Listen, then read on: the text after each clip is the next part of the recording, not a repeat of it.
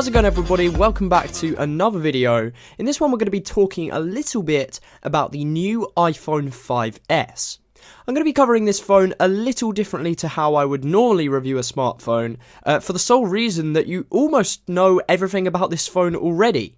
It's an S model iPhone, which means its hardware is almost identical to last year's iPhone 5. It's still as gorgeous, as attractive, and definitely as hard wearing as it used to be. It's also still as small, and we'll get to that in a minute. As I mentioned, this phone is very similar to the 5. However, one of the main differences and main selling points for the iPhone 5S is the new Touch ID biometric fingerprint scanner, which doubles up as the iconic Apple home button found on the bottom of the phone. Essentially, you scan your fingerprint, up to 10 can be scanned, I believe, and then you can use it to authorize iTunes purchases and actually unlock your iPhone. This is certainly convenient, and I've definitely gotten into the habit of using it rather than sliding to unlock my phone. It's slightly quicker, but it's not exactly a defining feature until it gets integrated into more third-party applications, and it's definitely not a reason to upgrade from the iPhone 5 to the 5S. Another new addition to the iPhone 5S is the color changes.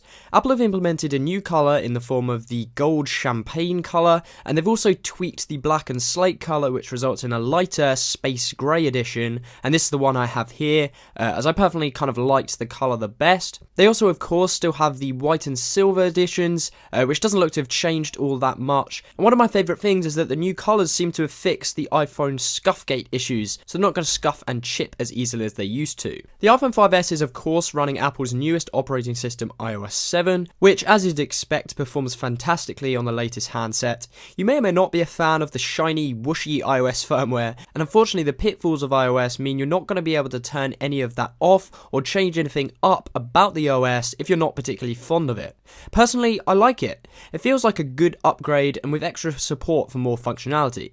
Things like Control Center were a solid implementation and are keeping iOS alive when competing with their more customizable competitors like Android. As mentioned, the iPhone 5S is fast. Very fast. But the previous iPhone 5 was never a slow phone. Sure, the 64-bit processor is great for future-proofing, but it's not exactly going to result in a vast advantage with 64-bit optimized applications lacking in numbers currently.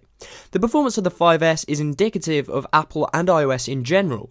It just works. Everything about the 5S performance reflects the apparent ease of use that the iPhone 5S has, and it's fantastic for the average person. Moving back to size now, the iPhone 5S is exactly the same size as the iPhone 5, which means it has a 4-inch display at a pixel density of 326 pixels per inch. A few years ago I wouldn't have been worried about this, after all smartphones are phones and not tablets. However, over the past couple of years the metadata of phones has developed, and the smartphone sizes have gotten to the point where I feel that the sweet spot for a screen size is around 4.7 inches. Here the iPhone 5S is next to an iPod Touch 5th generation, again identical in screen size, and here we have the HTC One, a 4.7 inch screen with a full 1080p resolution, one of my favourite Android phones of all time actually. And next we have the Samsung Galaxy S4. This is a 5-inch screen, again at a 1080p resolution.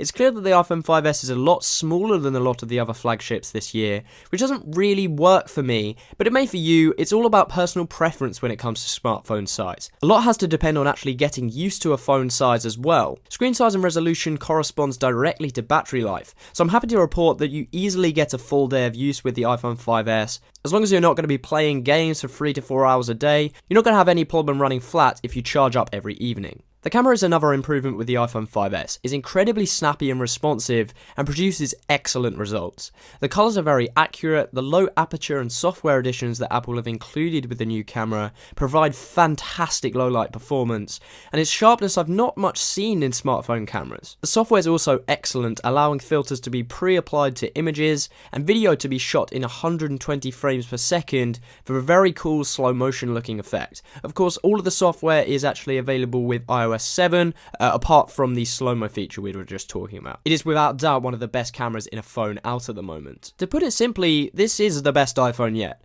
It's the best iPhone ever. It's one of the best smartphones ever, with almost no question. But for me, I prefer the HTC One. That's because it's for me. For 99.9% of the population who don't care about customizing their phone or having the latest Android build, the iPhone 5S is the phone to get without question. It's one of the best phones on the market because it just works, and it works exceptionally well. If you're unsure about what phone to get out of the 2013 hot picks and you haven't had much experience with Android in the past, the iPhone 5S is a great option for just about anybody.